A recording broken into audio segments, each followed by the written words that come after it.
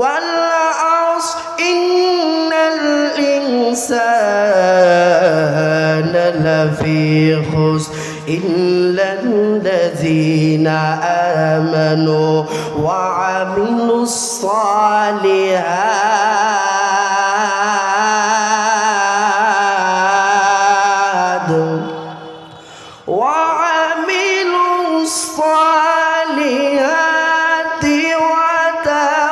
وتواصوا بالحق وتواصوا بالصبر আল্লাহ রাব্বুল আলামিন জানায় দিয়েছেন, হে দুনিয়ার মানুষ, আমি রব্বুল আলামিন জানায় দিলাম, আমি আল্লাহ তাআলা এই পবিত্র কোরআনের মধ্যে সূরা আসরটা দান করেছি রে বান্দা। হযরত আবু যর গিফারী রাদিয়াল্লাহু তাআলা আনহু থেকে বর্ণিত করেছেন, রাসূল করিম সাল্লাল্লাহু আলাইহি ওয়াসাল্লাম বলেছেন, রে বান্দা, এই সূরা আসর এমন এক সূরা, আল্লাহ তাআলা যদি যতগুলো সূরা দুনিয়ার মধ্যে নাজিল করেছেন পবিত্র কোরআনের মধ্যে, এই কোরআনের আয়াতগুলো, এই কোরআনের সূরাগুলো যদি নাজিল না করতেন, যদি সূরা আসরেই শুধু নাজিল করতেন, এই আসরটাই উম্মতের জন্য হেদায়েতের কারণ হয়ে যাইত।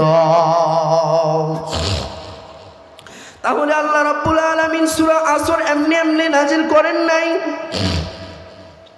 আল্লাহ রাব্বুল আলামিন সূরা আসর নাজিল করার জন্য এমন একটি ফায়দা, এমন একটি কাজ দান করেছেন রে বান্দা।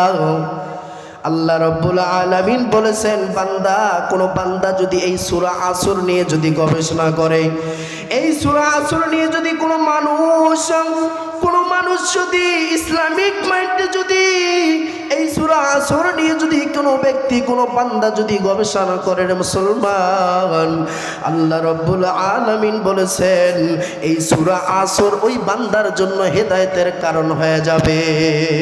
সুবহানাল্লাহ বলেন। আল্লাহ রাব্বুল আলামিন কি বলেছেন, মজার কাহিনী। এই পবিত্র কোরআনের মধ্যে, এতগুলো সূরার মধ্যে, এই সূরাতে আল্লাহ রাব্বুল আলামিন এমন এমন মজার কিছু ঘটনা লিখেছেন রে বান্দা। যদি কোনো ব্যক্তি যদি 4টা কর্মসূচি পালন করতে পারে, কয়টা? 4টা কর্মসূচি যদি পালন করতে পারে, আল্লাহ রাব্বুল আলামিন জানায় দিয়েছেন, এই সূরা আসরের মধ্যে 4টি কর্মসূচি আছে রে বান্দা।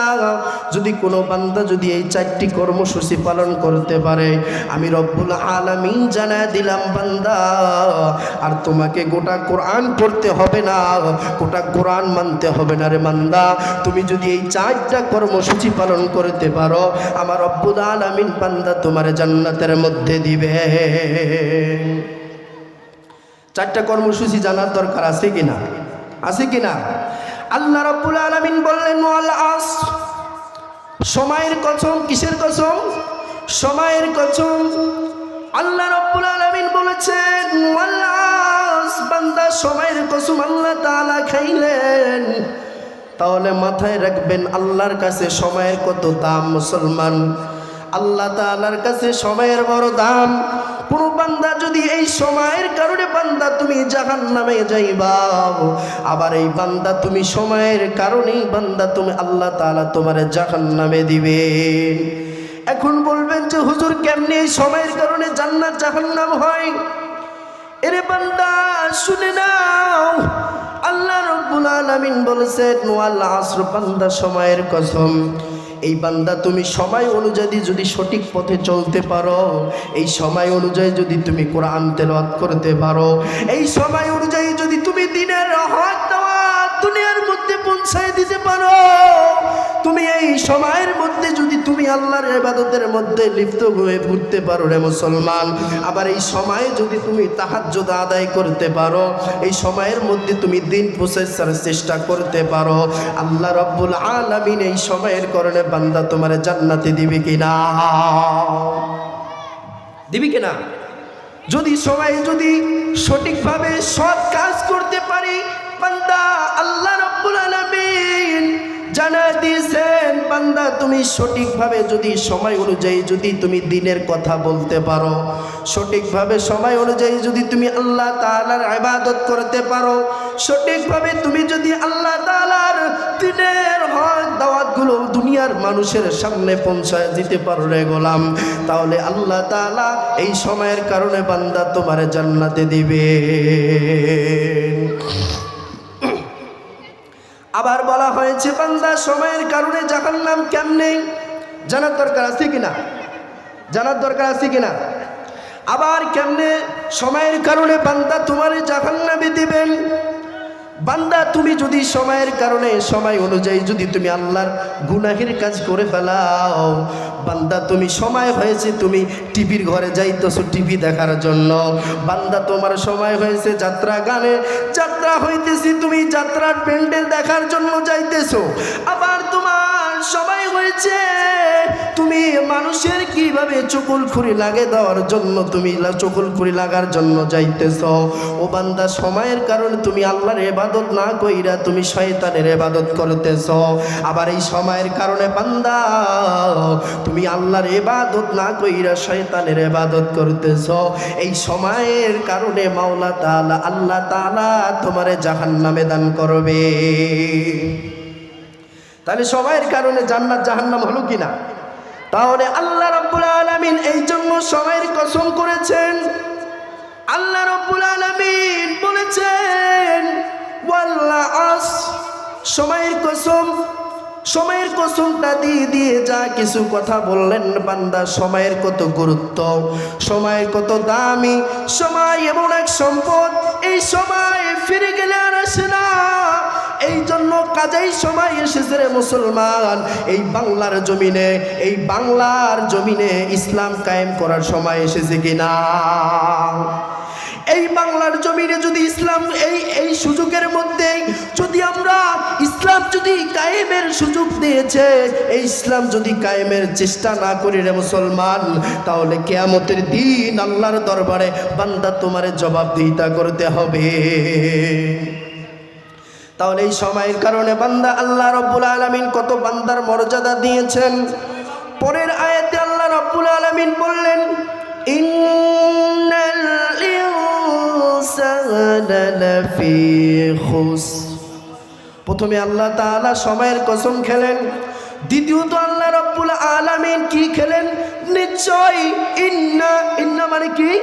নিশ্চয়, ইন্না মানে ইন্নাল ইনসানা লাফি খুসর, সমস্ত মানুষ, নিশ্চয়ই সমস্ত মানুষ ক্ষতিগ্রস্তর মধ্যে রয়েছে।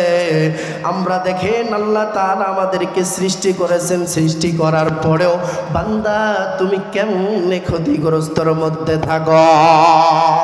প্রথমে আল্লাহ রাব্বুল আলামিন সময়ের কসম খেলেন, দ্বিতীয়ত আল্লাহ রাব্বুল আলামিন বললেন যে বান্দা নিশ্চয়ই তামাম মানুষ, আমি আল্লাহ তাআলা যত মানুষকে দুনিয়ার মধ্যে সৃষ্টি করেছি সমস্ত মানুষ আছে ক্ষতিগ্রস্তর মধ্যে। কিন্তু তারা ছাড়া, তারা এই চারটা কর্মসূচি যারা পালন করবে, তারা এই চারটা কর্মসূচি যারা আদায় করবে, আল্লাহ রাব্বুল আলামিন বললেন যে বান্দা এই চারটা কর্মসূচি যারা আদায় করবে আমি আল্লাহ তাআলা তাদেরকে কোনো ক্ষতিগ্রস্তর মধ্যে রাখব না। আর এই চারটা কর্মসূচি যারা পালন করবে না, এই চারটা কর্মসূচি যারা পালন করবে না, আমি আল্লাহ তাআলা জানাই দিলাম বান্দা এই চারটা কর্মসূচি না পালন করার কারণে বান্দা তুমি ক্ষতিগ্রস্তর মধ্যে এবং তুমি জাহান্নামী হবা। আমরা কি জাহান্নামী হতে চাই? কথা বলেন, জাহান্নামী হতে চাই? তাহলে এই চারটা কর্মসূচি কি আমাদেরকে জানার দরকার আছে কিনা? আল্লাহ রাব্বুল আলামিন বলেছেন ওয়াল আসর ইন্নাল ইনসানা লাফি খুসর ইল্লাল্লাযীনা আমানু ওয়া আমিলুস সালিহাত ওয়া তাওয়াসাউ বিল হাক্কি ওয়া তাওয়াসাউ বিস সাবর। যারা আল্লাহ রাব্বুল আলামিন বলেছেন ইন্নাল ইনসানা লাফি খুস, যারা এই চারটি কর্মসূচি পালন করবে না, আমি রব্বুল আলামিন বললাম যে বান্দা তারা ক্ষতিগ্রস্তর মধ্যে। ইল্লাল্লাযিনা আমানু, তারা ব্যতীত যারা চারটি কর্মসূচি পালন করবে, ইল্লাল্লাযিনা আমানু, যারা ঈমান এনেছে এবং সৎ কাজের আদেশ দিয়েছে, হকের পথে চলেছে এবং ধৈর্য ধারণ করেছে। এই চারটি কর্মসূচির বিস্তারিত ঘটনা পড়লে এভাবে যদি সারাদিন সারা রাত যদি বয়ান করি, তারপর মনে হয় এই চারটি কর্মসূচির কথা শেষ হবে না।